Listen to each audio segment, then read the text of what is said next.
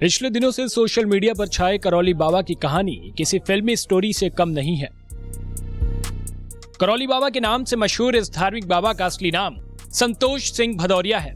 ये मूल रूप से उन्नाव जिले के 12 सगवर के रहने वाले हैं। संतोष सिंह भदौरिया बाबा बनने से पहले किसान नेता थे और किसान नेता महेंद्र सिंह टिकैत के साथ काम करते थे। वह कई किसान आंदोलनों में भाग ले चुके हैं। जब बाबा पर मारपीट का आरोप लगा तो पुलिस ने इसकी पड़ताल की, जिसमें उन पर 90 के दशक में दर्ज कई केसों का खुलासा हुआ। बाबा पर रासुका तक की कार्रवाई हो चुकी है। हमारे कैमरे पर बाबा ने खुद इस बात को स्वीकारा। इस देश में सब बड़े बड़े राजनेता हैं, देश के बड़े बड़े समाज सेवा में जुड़े हुए लोग हैं, आज अच्छे अच्छे पदों पर बैठे हैं या कल भी थे पदों पर, मुकदमे नहीं थे उनके ऊपर। राजनीति में रहोगे तो लड्डू पेड़ा तो मिलेगा नहीं, सत्ता का विरोध करोगे तो क्या मिलेगा। किसानों की राजनीति करते थे, चौधरी महेंद्र सिंह टिकैत के साथ थे, ईमानदार नेता थे, राजनीति करते नहीं करते थे। अराजनीतिक संगठन था, नॉन पॉलिटिकल ऑर्गेनाइजेशन था, कोई राजनीति नहीं। कभी राजनीति शिवसेना में थे, जब तक शिवसेना अराजनीतिक रही मैं उसका अध्यक्ष रहा। जब राजनीति में आ गई मैंने छोड़ दिया। जानकारी के मुताबिक करौली बाबा के खिलाफ 1992 से 95 के बीच हत्या समेत कई आपराधिक मामले दर्ज हुए थे। 14 अगस्त 1994 को तत्कालीन जिलाधिकारी दिनेश सिंह के आदेश पर संतोष भदौरिया पर रासुका लगाया गया था, जिसे हटवाने के लिए बाबा ने गृह सचिव को एक चिट्ठी लिखी थी।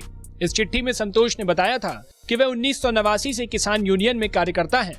उन पर कई लोगों की जमीन हड़पने के आरोप भी हैं।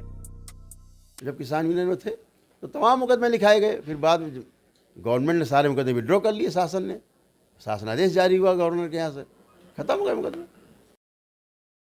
किसान आंदोलन के समय संतोष सिंह भदौरिया की एक मामले को लेकर पुलिस से झड़प हो गई थी। पुलिस ने उन्हें गिरफ्तार करके जेल भेज दिया था।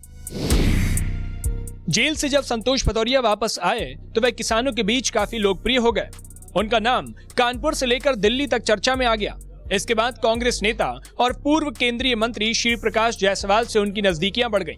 जायसवाल ने उन्हें कोयला निगम का चेयरमैन बनाकर लाल बत्ती दिलवा दी।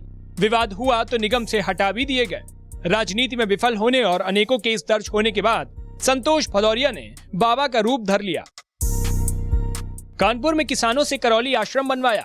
उन्होंने सबसे पहले यहाँ भगवान शनि के मंदिर का निर्माण करवाया, फिर थोड़ी और जमीन खरीद के करौली आश्रम शुरू कर दिया। इसके बाद YouTube के माध्यम से अपने चमत्कार के वीडियो बनाकर वायरल करवाना शुरू कर दिए। उनकी लोकप्रियता बढ़ने पर आश्रम में आने वालों की संख्या बढ़ गई। बाबा दरबार लगाकर लोगों की समस्याओं का समाधान करने लगे। इसके बाद संतोष बाबा ने 3 साल में करोड़ों का साम्राज्य खड़ा कर लिया। उनका आश्रम 14 एकड़ में फैला हुआ है। 14 एकड़ में जो ये आपका आश्रम है, किस किस चीज़ की चिकित्सा यहाँ होती है? यहाँ चिकित्सा नहीं होती है। यहाँ जिन रोग जिस कारण से हैं, वैदिक प्रक्रिया का पालन करने से हमारा पुरातन साइंस हमारा ये कहता है, हमारे ऋषि मुनि कहते हैं कि अगर रोगों की स्मृतियाँ हैं तो आपको रोग होंगे। आप पूर्व जन्म में अगर रोगी रहे हैं वो भी स्मृतियाँ रहती हैं आपके साथ, नष्ट नहीं होती हैं। क्लाउड में कुछ भी नष्ट नहीं होता है, एक मेमोरी नहीं नष्ट होती है। हम बोल रहे हैं नष्ट नहीं होगा।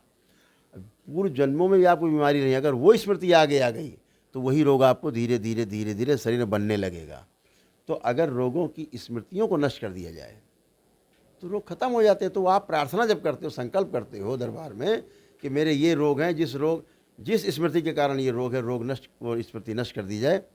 आपके पास जो वैदिक प्रक्रिया करके जब आप आते हैं तो उसकी आपका सकारात्मक ऊर्जा होती है, वो स्मृतियाँ नष्ट होती जाती, क्योंकि स्मृतियों में प्राण होते हैं।